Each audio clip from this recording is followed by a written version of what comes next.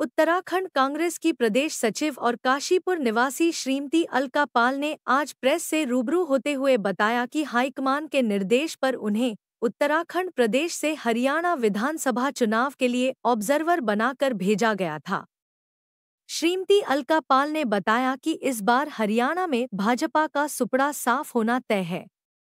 उन्होंने बताया कि हरियाणा विधानसभा की 90 सीटों पर एग्जिट पोल के अनुसार इस बार कांग्रेस की झोली में 59 सीट आने की संभावना व्यक्त की जा रही है। उन्होंने कहा कि हरियाणा में नहीं पूरे हिंदुस्तान में लोग भाजपा की नीतियों से त्रस्त हैं। देखिए क्या बोली कांग्रेस नेत्री अलका पाल। मैं ये आपसे निश्चित तौर पे बता देना चाहती हूँ कि पूर्ण बहुमत के साथ हरियाणा में कांग्रेस की सरकार स्थायी स्थिर सरकार बनने जा रही है। मैडम, आप कांग्रेस के मुद्दे क्या थे, किन मुद्दों पे जो है इतने बड़े? सबसे पहले अपने पार्टी हाईकमान का दिल से आभार व्यक्त करती हूँ कि मेरी जैसी एक छोटी ज़मीनी कार्यकर्ता को हरियाणा जैसे महत्वपूर्ण राज्य के अंदर एक सेवा करने का, संगठन की सेवा करने का मौका मिला। मैं पूरी भिवानी महेंद्रगढ़ लोकसभा सीट पर मैंने एक ऑब्जर्वर के रूप में काम किया और इस क्षेत्र में आने वाली 8 विधानसभाओं में मैंने देखा कि भाजपा की एंटी इनकम्बेंसी बहुत थी। इसका कारण ये था कि पिछली 10 सालों में भाजपा की लगातार जो वादे जनता से किए गए थे वो वादे तो धरातल पे थे ही नहीं। यहाँ तक कि जो आधारभूत जो आवश्यकता होती है, प्रमुख तौर पे मैं बताना चाहती हूँ जैसे सड़कों की, बिजली की, बहुत बुरी दशा में हरियाणा राज्य आज विकास के रास्ते पर बहुत पीछे पिछड़ चुका है। जनता बेसिक चीज़ों से भी परेशान है और साथ ही कुछ ऐसे मुद्दे भी आए जिन्होंने राष्ट्रीय स्तर पर भी चर्चित रहे। वो मुद्दे जैसे किसानों का मुद्दा था, हमारी खिलाड़ियों का मुद्दा था और आपने देखा कि जिस तरीके से हमारी जंतर मंतर पर हमारी खिलाड़ी बैठी थी, हरियाणा की बेटी बैठी थी। और मैं एक बात और बताना चाहती हूँ, हरियाणा के सोनीपत राज्य के अंदर ही हमारे देश के प्रधानमंत्री श्री नरेंद्र मोदी जी ने बेटी पढ़ाओ बेटी बचाओ का नारा दिया था। लेकिन हरियाणा की बेटियों के साथ क्या हुआ?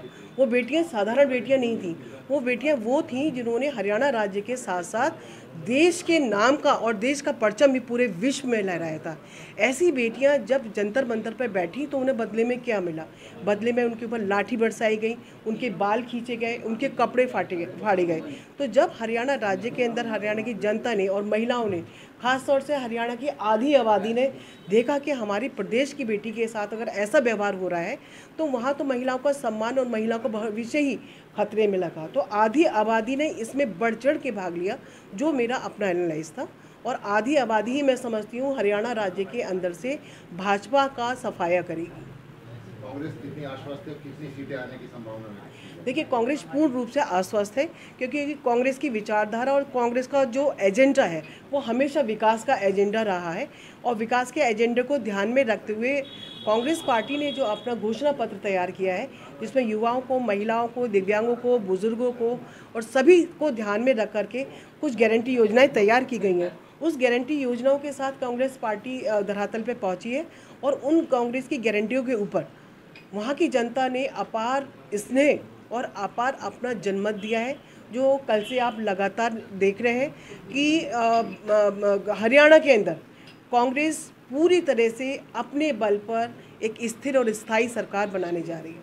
पिछली बार एग्जिट पोल में जो है ये हुआ था तो कांग्रेस जो है काफ़ी आश्वस्त थी और फिर जो है कांग्रेस का वहाँ से सफाया हो। देखिए, बहुत तरह के मुद्दे होते हैं, कई मुद्दे होते हैं। कांग्रेस हरियाणा की जनता को भी नए नए सपने दिखाए गए भाजपा के द्वारा। जिस तरह से आपने देखा 2014 में भी इस देश की जनता से बहुत सारे वादे किए गए, 15 लाख का वादा किया गया कि हर खाते में आएंगे, अच्छे दिन आएंगे। क्या वो आए? ऐसे ही कुछ हरियाणा में भी हुआ। हरियाणा की जनता को भी ऐसे ही कुछ सपने दिखाए गए, लेकिन वो सपने सब धरातल पर धराशायी हो गए। विकास बिल्कुल वहाँ ज़ीरो और हाशिए पे है। वहाँ की जनता अपने आप को ठगा हुआ महसूस कर रही है और वास्तव में वहाँ कुछ ऐसा नहीं है जो आधारभूत आवश्यकताएं ही वहाँ की गवर्नमेंट वहाँ पर दे पाई है। देखिए, युवा वहाँ बेरोज़गार है, किसान वहाँ परेशान है। जिस तरीके से किसान ने अपनी बात को ले जा करके दिल्ली में रखना चाहा और जो दुर्व्यवहार वहाँ के किसान के साथ हुआ, वहाँ का किसान बहुत दुखी है।